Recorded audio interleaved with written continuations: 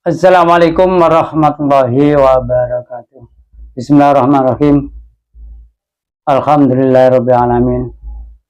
Wassalatu wassalamu ala asrofil anbiya wal mursalin wa ala alihi washabihi ajmain abadu. Qala musannif rahimallahu taala wa nafa'ana bihi wa bi ulumihi bidarin amin. Mari pada kesempatan hari ini kita lanjutkan kajian kita untuk melanjutkan kajian di hari yang lampau. Bismillahirrahmanirrahim. Wahada utai kitab Al-Qur'an tegese Qur'an. Iku kitabun kitab anzalnahu kang nurunake ingsun kitab mubarakun kang den barokahi fattabi'uhu moko nganuta sapa sira ing kitab ya alama kata ahli Mekah bil amali kan ngelakoni bima kan barang fihi ing dalam kitab wataku lambat diasra ngeta al kufra ing kufur talakum supaya sira iku turhamuna dan pelasi kabeh.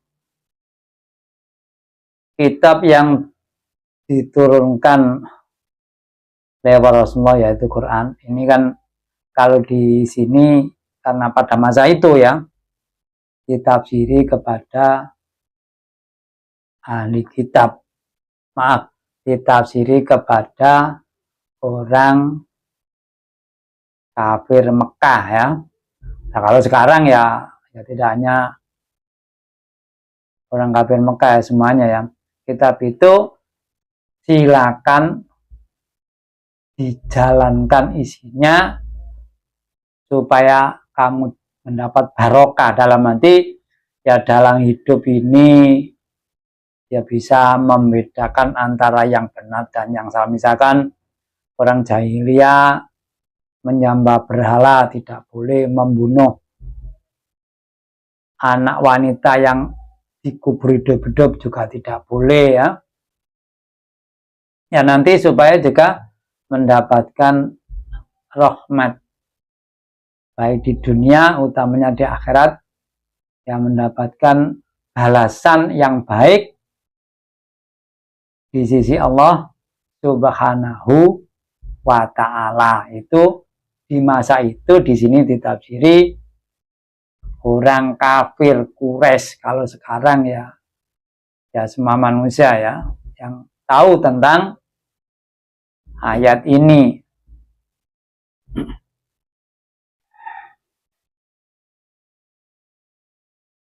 Wa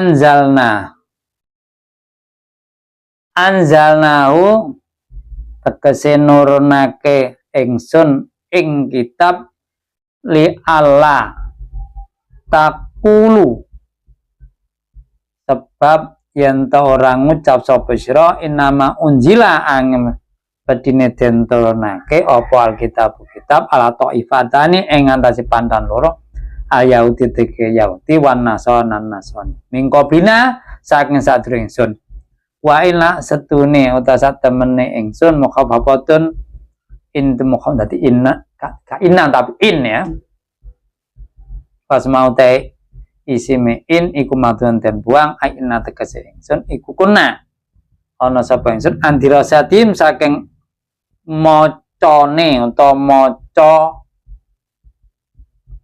kitab Taifatain mang aikira atim tegese macane Taifatain iku lahu filina yatin pro-prong gofil gak ngerti maksudnya ya li adami ma'rifatina kono orang ngertine utapame ingsun laha maring dirasa idlaisat krono ora ono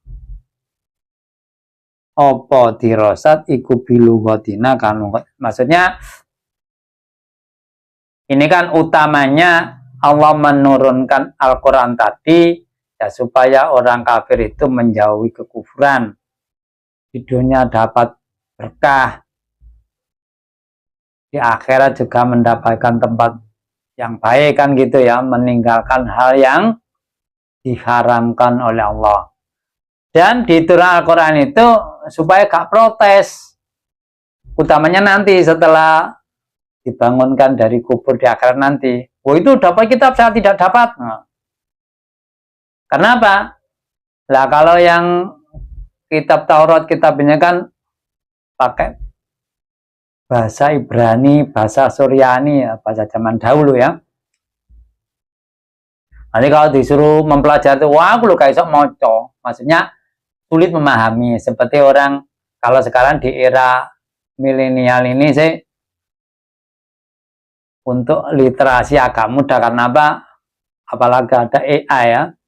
Kita mengucapkan bahasa Indonesia disuruh menerjemahkan bahasa Inggris ya mudah, walaupun mungkin tidak 100% benar, tapi kan mendekati. Kalau zaman dahulu kan ya orang ya yang menerjemahkan. Lah itu langsung Quran diberikan bahasa Arab supaya ngerti ya, nanti supaya gak protes. Tapi jenenge menungso memang ya, manusia itu kan diberi dua hal oleh Allah.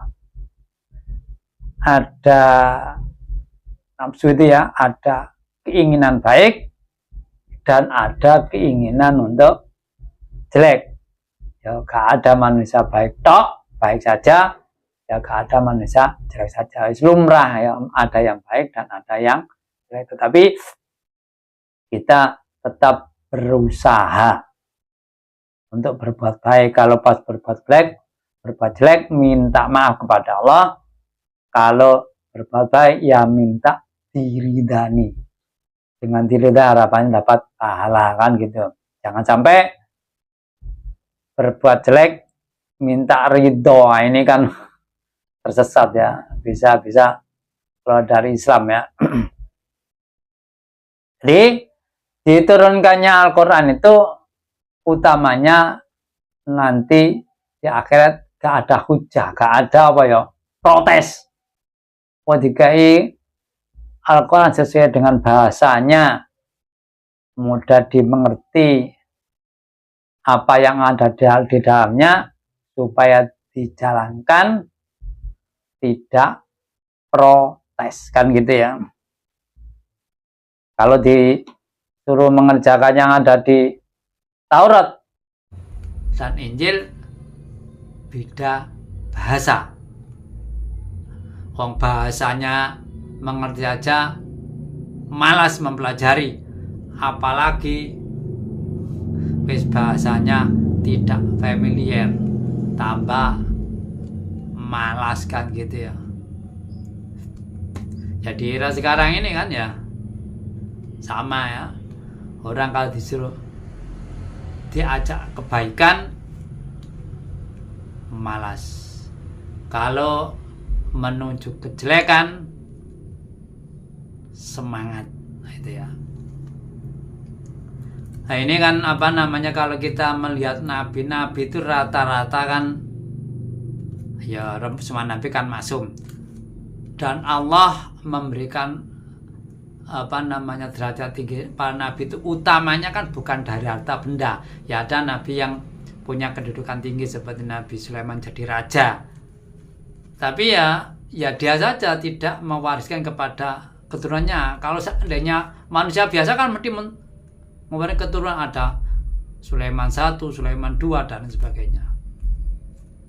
Karena dia mengaku itu memang ujian dari Allah dan dia tidak diwariskan ya. Makanya Allah menjadikan para nabi itu utamanya orang yang baik. Yang sulit itu kan jadi orang baik. Kalau jadi orang kaya ya sulit, tapi rata-rata manusia ingin bersemangat untuk menjadi sukses, kaya, pandai. Dan kalau jadi orang baik ya, kalau ucapannya sih banyak, secara praktis kan tidak begitu banyak ya. Ngerti agama pun ya tidak menjamin jadi orang baik. Cuma memang kalau mengerti agama, untuk melakukan hal baik secara teori agak mudah karena mengetahui, tapi tidak menjamin pasti lebih baik ya. Ya kalau Nabi memang maksum ya, di setting, diberi wahyu dan jadi orang baik karena dicontoh ya. Ya sebenarnya penerusnya Nabi itu juga harusnya baik, harusnya. Tapi realita kan kadang-kadang secara teori ya pandai menjelaskan, tapi jauh dari amalia perbuatan. Ini yang menjadi umat ini tidak begitu respect. Karena apa? Orang berbuat baik meninggalkan jelek itu kan selain ditunjukkan dengan kata-kata juga harus ada contohnya ya. Lah kalau tidak ada contohnya kan mengira-ngira iki bek nih yang baik ini barangkali yang dimaksud meninggalkan yang diharapkan oleh agama. Autakul utawa ngucap sapa lau annalamun sak temene unjila diantur alene apa kitab lakuna makon iku ada luwe oleh pitutu minum ketimbang taifatan li jauh dati adhanina krono bagusnya perhatian. Atau mungkin bahkan dia tadi kan kalau tidak diberikan Al-Quran protes, wah saya ini kan tidak tahu kalau ada kitab mau gak ngerti maksudnya. Dia menginginkan kitab supaya dia ini secara keyakinan ya, secara keyakinan saya akan lebih baik nanti kalau diberikan kitab. Tapi manusia kan juga begitu ya. Nanti kalau misalkan orang sebelum kaya nanti aku oke, saya ini lebih bermanfaat, lebih banyak sodakonya. Itu kan ucapan manusia. Tapi realita kan ya tidak semudah itu ya. Kalau Nabi memang disetting itu ya pasti lebih baik karena jadi contoh, jadi suri tauladan kan gitu. Fakoja aku mongko teman-teman teko ing sira apa bayan kapertelan bayan teges kapan sira maksudnya penjelasan ya berupa Al-Quran itu kan ada penjelasan ya. Wa utan lan pitu warahmatun rahmat liman antap kita kang ing kita. Dia akan mengatakan saya kalau diberi Al-Quran diberikan kitab saya akan lebih baik. Tapi di sini ditafsiri ya orang yang mengikuti apa yang ada dalam Al-Quran dan takwa. Takwa itu kan menjurus dua hal, menjalankan perintah dan meninggalkan larangan. Paman moko ora ana wong suci ailah kadang iku adlamu luwe dolim niman ketika kata apa kau rasa ya silakan berarti wasata palaman semua ay ardot mingus anha tang ayat sanazi bakal malas alladzina ka yastifuna kan alladzina an ayat su'aladabi ing koloni siksa ay asa tahu tegese banget adab bima sebab barang kanung kang ana sapa alladzina iku yatim mengkap. Jadi dia akan mengatakan kalau saya diberi Al-Quran saya akan lebih baik daripada mereka. Ini kan baru ucapan. Setelah diberikan ya tetap tidak mau. Karena apa? Oh itu diberi kok. Sing nom bener dikasih tuwek. Ono ae kan protes kalau dari Yahudi. Itu benar golongan saya kok golongan itu. Namanya manusia kan ono ae apa ya? Yang dicari kelemahannya apa? Ada saja ya.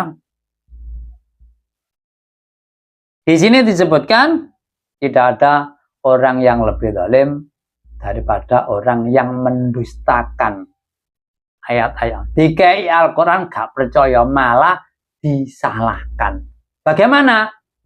Ya nanti dia akan mendapatkan siksa yang sangat pedih, siksa yang sangat kejam. Dijelaskan secara gamblang ya di Al-Quran. Gak percaya, karena apa? Mungkin yang jadi Rasul kok itu kok dari golongannya orang yang lebih tua, kok sing nom dan lain sebagainya, berbagai alasan. Makanya dia tidak percaya. Dan ketidakpercayaannya itu kadang-kadang bukan hanya untuk dirinya sendiri, tapi kadang-kadang juga mempengaruhi orang lain. Mempengaruhi orang lain, tidak mengikuti. Wis awake gak percaya, dia tidak suka mengajak orang lain supaya juga tidak suka. Bedakannya, ini masalah bedakan dengan masalah politik. Pokok ya. Kalau di politik beda ya, beda, ngerti ya? Beda. Ini khusus agama Rasul ya. Kalau di politik beda ya, jelas berbeda. Orang kadang-kadang tidak suka. Karena apa? Politik itu hubungan dengan kekuasaan, harta benda. Kalau agama, Rasul ya mengajak kebaikan, bukan mengajak menguasai yang setelah kekuasaan meraup kekayaan. Bukan ya, bahkan itu disalahkan oleh Rasul kalau model begitu kan gitu ya. Beda, jangan disamakan. Kadang-kadang kita karena mencintai seseorang ini hubungan dengan politik, wis orang itu dianggap segala. Jangan, keliru ya, itu keliru. Jadi orang yang sudah tidak mengakui Rasulullah, mengakui wahyunya, bahkan mengajak orang lain untuk tidak mengikuti. Jadi dia akan mendustakannya. Ya nantinya di akhirat akan mendapatkan siksa yang sangat pedih, siksa yang yang di sana kan tidak ada yang menolong ya, kecuali amal perbuatannya. Sampai di sini barangkali ada kekurangan, saya masukan agar ke depan kajian kita semakin baik. Raditu billahi robba wa bil islami dina wa bi Muhammadin nabiyya wa rasula rabbi zid ilma warzuqni rabbi shrah li sadri wa yassir amri wahlul 'uqdatam min lisani yafqahu qawli. Akhirul kalam wa billahi taufiq wal hidayah wa ridha wal inayah. Wassalamualaikum warahmatullahi wabarakatuh.